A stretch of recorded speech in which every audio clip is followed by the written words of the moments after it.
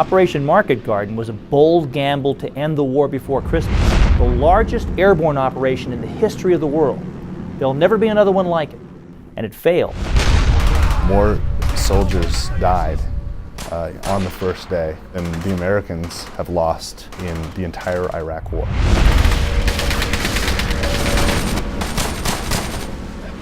Hell's Highway was the name that the paratroopers gave this narrow band of roadway because the battle for it was true hell.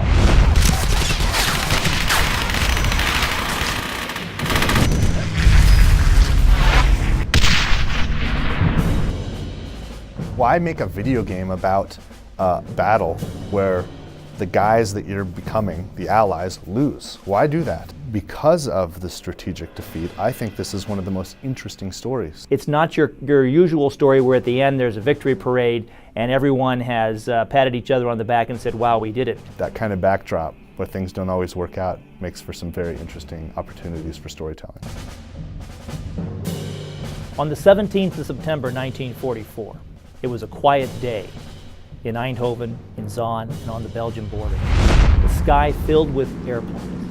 35,000 paratroopers were being flown in countless flights of C-47s. The German soldiers looked up into the sky and their jaws dropped. We're heading into Holland and opening up a goddamn highway. Operation Market Garden was a pretty bold plan. The big pitch was we'll just march right into Berlin, you know, and that's a long march. We punch through the German line, punch straight into Berlin, punch Hitler in the face, win the war, and be home by Christmas. They were going to drop a carpet of paratroopers to seize the bridges across the canals in Holland that led along a very thin road all the way to the Rhine River, 60 miles in length. The Germans were certainly not ready to just allow that to happen. Everything had to go according to plan, and if any one aspect of it failed, the whole thing would just start to unravel. In military operations, very seldom does everything go right. Germans! Find cover! Now! Move! The German army pulled off a miracle. They happened by chance to place 2 tank divisions in Holland to rest and recuperate. Going in, it was planned that we were just fighting old men and young boys. They didn't plan to fight 2 whole divisions of tanks. A German tank is a pretty impressive thing in 1944.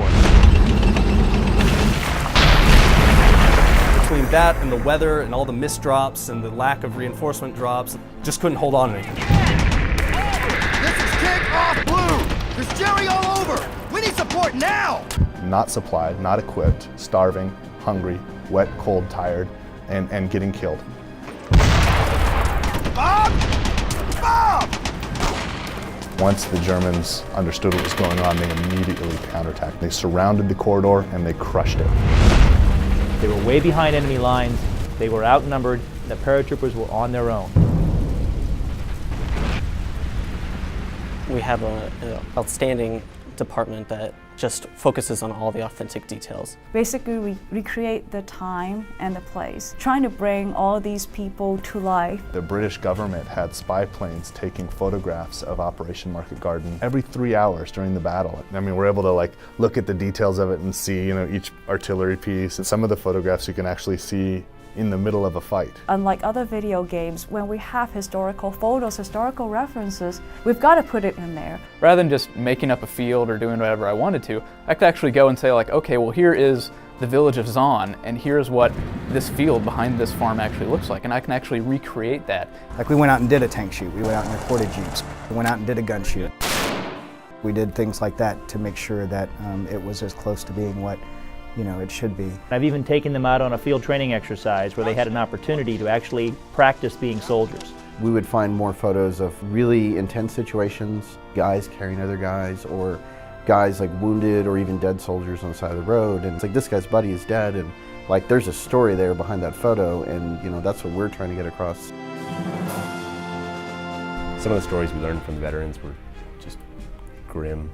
The kind of stuff you actually can't retell. The guy who picked up his friend's gun and it wouldn't fire because his friend's brain matter was stuck in the breech. We met with George Kuskamaki, who wrote many great books on World War II, but he told us of moving into the outskirts of Zaan. They entered a small barn and they had seen a Dutch civilian, a teenage girl who had been hung by the Germans. And when he told us this part of the story, he got really choked up. This really bothered him. But that's what we really wanted to get. We wanted people to feel that way. We wanted to say this is a video game, but we really are trying to capture what happened in World War II. These men survived, and that's why we're honoring them.